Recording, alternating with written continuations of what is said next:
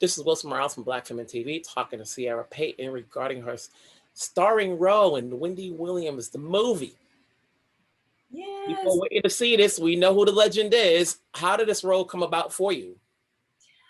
It came about in one of the most bizarre ways. I have to really thank the fans that watch Wendy every day. There were a couple of her fans that had started tweeting me back in 2019, and just saying, you know, like, you should play Wendy Williams. You would be a great Wendy Williams. And I was like, wow, okay, cool. That's really dope that they saw that. So I was like, you know, if that ever happens, I'd love to take that on. And then fast forward to a few months, maybe 6 months later, The Oval premiered October 2019. And so people got to see me play the role of Lily on that show. And just more of those tweets and Instagram mentions just kept popping up, like, hey, like, if they do a movie about Wendy Williams, you know, they should totally cast her to play Wendy Williams. And so I just was like, that is, I like that. Like, I like that people are putting that out there. I'm going to go ahead and just lean into it and just, you know, answer the call. And so I just started brushing up on my Wendy Williams, watching her show again, just trying to get myself as familiar as possible with her. I even like wrote my own monologue. So, you know, if I was ever in a situation or a space where I was with Wendy Williams or someone that knew her, I could just like, you know, break out into it. And so I just had started, you know, in secret and privacy, just started, you know, figuring out how and if I would ever play Wendy Williams, like, how would I portray her? And then January of 2020, Leah Daniels Butler, the casting director for the movie, had reached out to my reps and, you know, had mentioned that she was casting for the movie and if I would be interested in auditioning. And I was like, would I be? Like, I've been ready for this for a while. I mean, obviously I didn't tell her that. And so I just, you know, got the sides and, you know, went into the audition room and just rocked it out. And next thing I knew, I had a call back and then a producer and director session. And, you know, it just all, you know, came together and then I booked the role. So I had been, the bug was put in my ear, you know, almost a year before I even, you know, auditioned for it. So very, very, very grateful to the Wendy Watchers and also the fans of the Oval for now, just throughout this whole time, before you got the position, did you ever meet Wendy Williams? Like, did she even have to see you before you got the role? No, I've never met Wendy Williams in person. You know, she wasn't, I know she was like very, very involved. I mean, this is her story. This is an authorized biopic of her.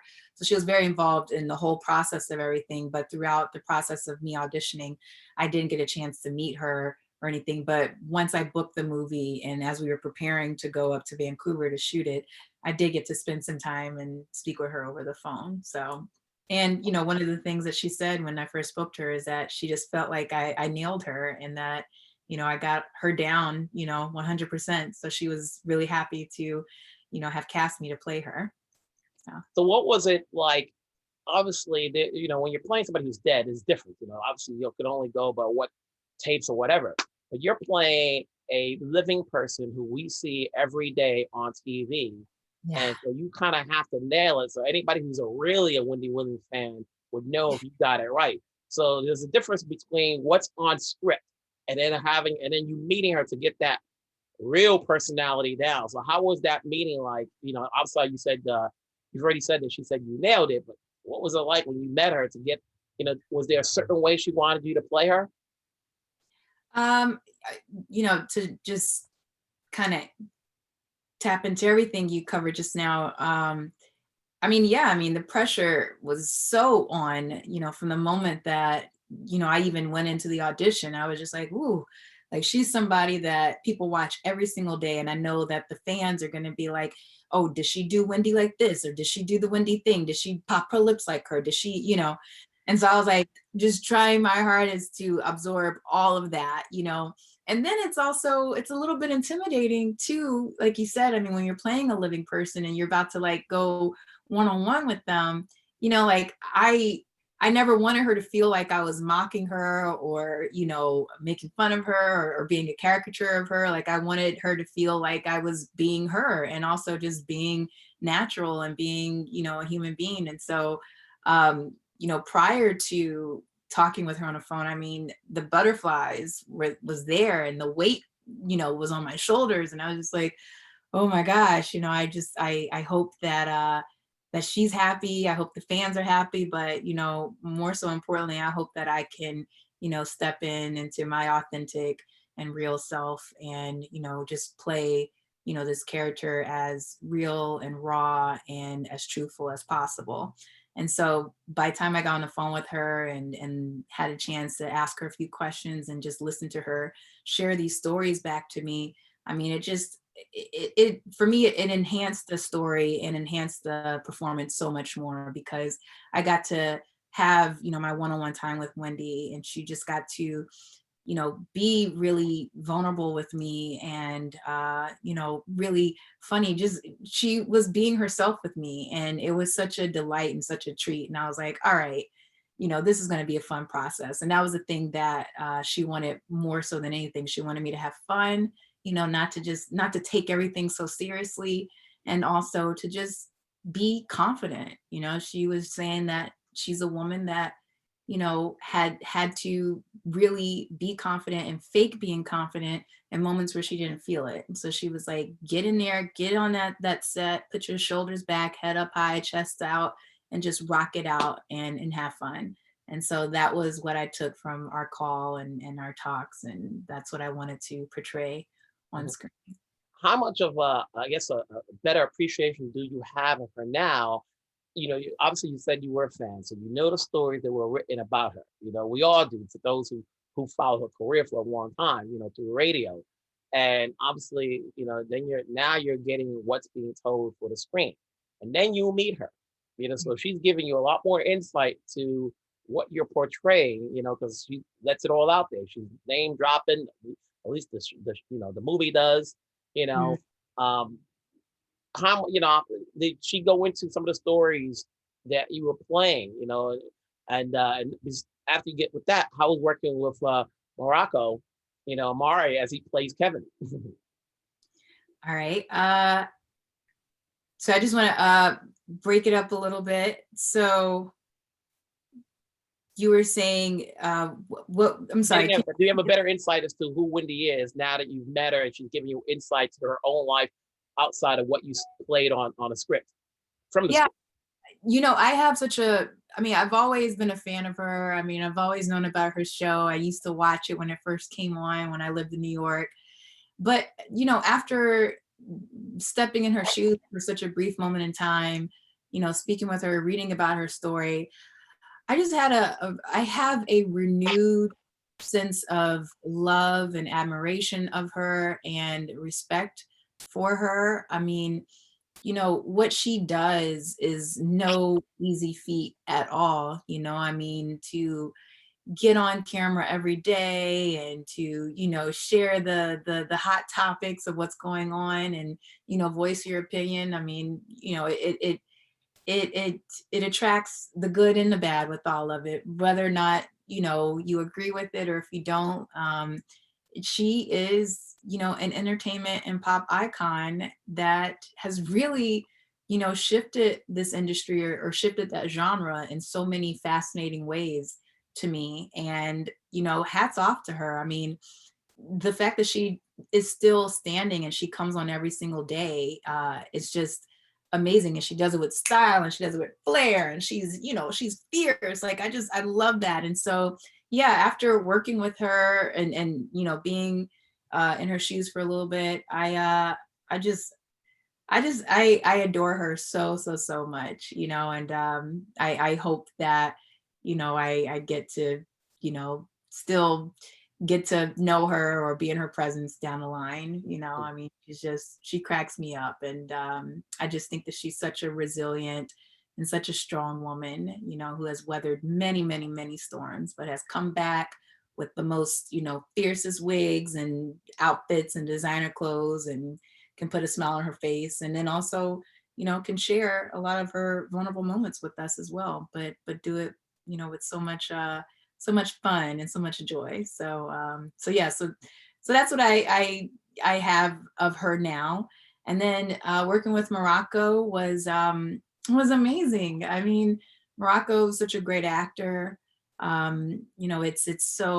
It's such a privilege to in this business and at this point in my career to be able to work with someone as professional as he is and has as talented as he is. I mean, he's just this theater actor. I mean, we both come from a theater background. We talked about the different characters we played in the August Wilson cycle plays, and it was just a treat to work with him. And and there were times too where we were fully embodying these characters where we had to have our space from each other. Like it's you get on set and you film the happy scene earlier in the day, and then you film the argument, get out of my face scene at the other half of the day. So it's just like, we were kind of doing this tango sometimes of like, hey, what's going on? To like, okay, don't talk to me while I'm in a makeup chair, like, and I won't talk to you. I, respect where you are right now too, but it was definitely, some form of like a kabuki dance, so much respect, but also, so much like also the characters fighting, and you got to figure out like, okay, well, we can't be all buddy buddy right now because we got to bring that, in that scene. So, let's go stand in the corner, each of us, and then when the bell rings, let's get in the ring, So it was great. What does this do for your career? Obviously, you've been on a bunch of programs and people see you and know you from there. But this is a starring role on Lifetime, playing somebody that everybody knows about. So after this, people will now know more of you, as opposed to like, oh yeah, she's one of the people that's in that show. No, she's playing Wendy Williams. Where people will now know you and they will Google your name. So what does this do for your career? What did you get out of making this movie? Was it playing somebody or working with the director that you can take on to your next project? Stepping into, being the lead of a movie on an artistic level and also just on a growth level was everything. I mean, it gave me the opportunity to just learn how to lead and also just learn how to lead, in an authentic space. There was no space for me or for anyone to have any kind of ego or, any kind of high and crazy demands or anything. I mean, I knew whenever I got the chance to be a lead of something, I wanted to go in and do my best, but also I wanted to uplift and elevate everybody in the production, because for me, what acting is for me is so much about just presenting a mirror to the audience and letting them, escape their reality for however many hours that they watch. But I want them to see themselves in the characters that I play, both physically, but also on an energetic level, on an emotional level, on a spiritual level. I want people to be touched. I want people to be healed. And I want them to receive all of that by just being entertained, by either laughing or crying or whatever it is that's invoked in them while watching me. And so getting this opportunity, to be the lead of a movie, I felt like presented that, but it also gave me a whole new sense of just leadership and just, feminine growth as well. I mean, I had a male director, I had an amazing male co-star, but there were a lot of men on set, but they were so just accommodating and so willing to work and collaborate with me and honor some of my ideas and we just all were just so excited to just collaborate and work with each other. And that is the stuff that I have been just salivating at the mouth to just do for so long. And you don't get the privilege to do that, when you're not number one on the call sheet, and so and there were just moments where I mean, one instance there's a young man who was in one of the scenes with me, and he was initially, cast as background, cast as an extra, and he's supposed to just be in this radio scene with me, but I don't know. I saw something in him, and I just started chatting him up, and I was, just asking him questions, and I was in character as Wendy, and we just started like vibing and riffing, and and then like they're rolling the camera, and I think that there's a rule, and forgive me, I don't know all the rules, but like if you're background, like you can't speak while the camera's rolling, like you have to just like mouth.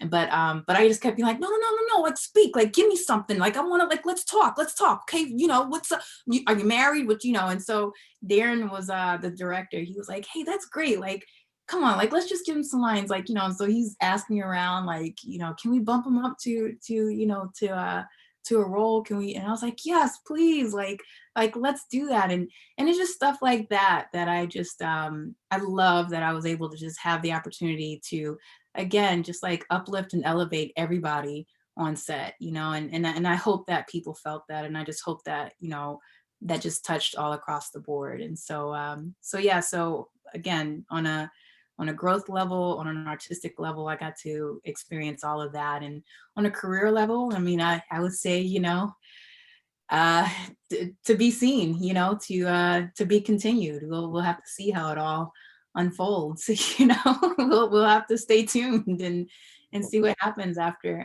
this opportunity. So, before I let you go, where do we see you next? Do you have anything else that you've done that hasn't been seen yet? Yeah, well, there's two things. We have season 2 of The Oval coming out in February, and we shot that back in August at the height of all the COVID, pandemic stuff and how it hit the industry. And so that's going to be coming out next month. And I also have a horror thriller film that I did with Blumhouse that's going to be on Amazon, and we don't have the release dates of it yet, but it'll be. I'm excited. It's called The Manor. The Manor. Uh-huh. Great. We'll definitely be looking into it. Well, definitely want to thank you for taking the time to speak with me regarding your role. Obviously, when I saw it, they said, do you want to talk to Ciera? I was like, of course. We got to get her on, on screen, telling her story. Obviously, like I said, Lifetime has a share of films that people watch, especially when you talk about Wendy, and she's going to be doing her own plug daily. Yeah. So keep doing your thing. Obviously, we're always here to support Black actresses, especially when you're in the lead role. We hope to see more of you down the road, and that's all we can do is just, hey, let's see more of you down the road. Awesome. Thank you so much. And I so appreciate you having me, and it's a pleasure to meet you again. So thank you. So